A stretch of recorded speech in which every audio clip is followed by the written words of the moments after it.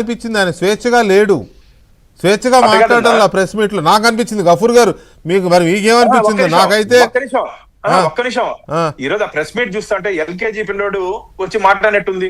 ఒక TTD chairman, ప్రపంచంలోనే అతి పెద్ద హిందూ అధ్యక్షుడిగా ఉన్నారు, ఎంపీగా ఉన్నారు. మీరు మాట్లాడాల్సిన మాట్లాడేది నేను చెప్పాను అధికారులు పట్టించుకుంటే ఎస్ చెప్పితే ఫాలోఅప్ చిత్తశుద్ధి ఉంటే ఏమైందని నిలదీయాలి, ఏమైందని క్వశ్చన్ చేయాలి, ఏమైంది ప్రశ్నించాలి. అప్పుడు నీ చిత్తశుద్ధిని మేము నమ్ముతాం. ఈ రోజు నువ్వు ప్రశ్నించలేదు కాబట్టి నీ చిత్తశుద్ధిని శంకిస్తున్నారు అందరూ.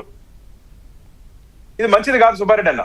మీరు మాట్లాడే మాటలు ఈ రోజు కింద లంపలేసుకొని తప్పు అయిపోయిందని చెప్పి అలిపిరి దగ్గర వచ్చి మీరు క్షమాపణ కోరండి భక్తులకి.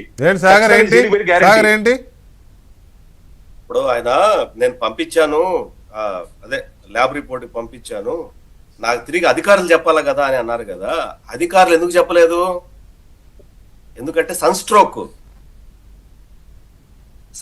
అండి వెంకటకృష్ణ గారు, సన్ స్ట్రోక్.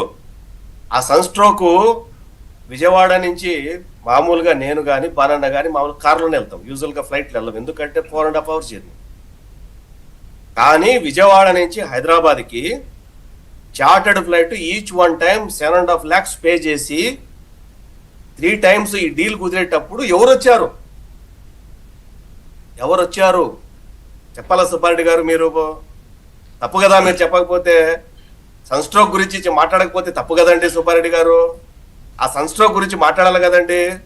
ఆ సన్ స్ట్రోక్ గురించి మరి సిబిఐ ఎంక్వైరీ జరగాలి కదండి, సిబిఐ ఎంక్వైరీ జరగాలి కదండి.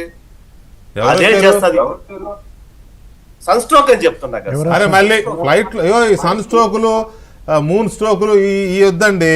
ఫ్లైట్ 3 సార్లు వచ్చిందన్నారు అత్యంత ఖరీదైన రెంట్తో. ఎవరు వచ్చారు చెప్పరాదా?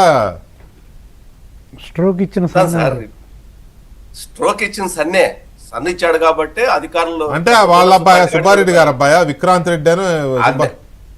నేను సన్ స్ట్రోక్ అన్నా నేను చెప్తా, తొందరలో చెప్తా. ఆ డీటెయిల్స్ నాకు వస్తాయి. మళ్ళీ సస్పెన్స్ ఒకటి మాకు ఇప్పటికే చచ్చిపోతున్నాం సగం సినిమాలు సస్పెన్స్ తో.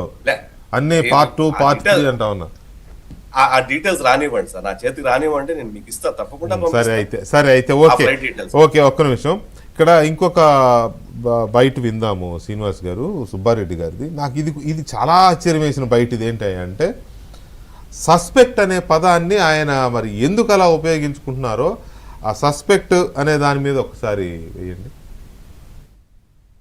ఈ వారం రోజుల నుంచి కేబినెట్ మీటింగ్ అయిన దగ్గర నుంచి దుష్ప్రచారం చేయటం, నన్ను, బోర్డు సభ్యుల్ని, మా పార్టీని, మా పార్టీ అధ్యక్షుడు జగన్మోహన్ రెడ్డి గారిని మళ్ళా మా మీద దుష్ప్రచారం చేసే కార్యక్రమం చేస్తున్నారు.